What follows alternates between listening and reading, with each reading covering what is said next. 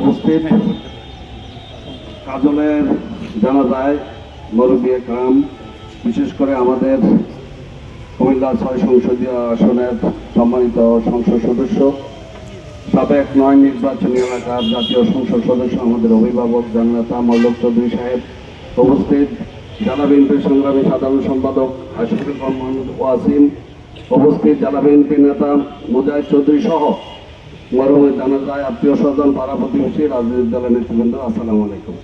বক্তব্য আসলে মনির ভাই যেহেতু আছে উনি বক্তব্য দিবেন।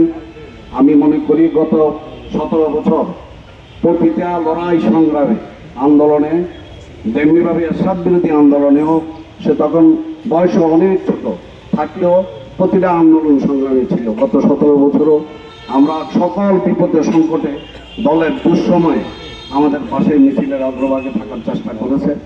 যখন তাকে দেখতাম, তাকে ক্লান্ত দেখতাম, আমি বলতাম যে ভাগিনা, আমার সম্পর্কে তার আত্মীয় ভাগিনা, তাকে বলতাম যে তোমাকে কেন এরকম দেখো, মামা আমার সবসময় ডায়াবেটিসটা কন্ট্রোলের বাইরে থাকে।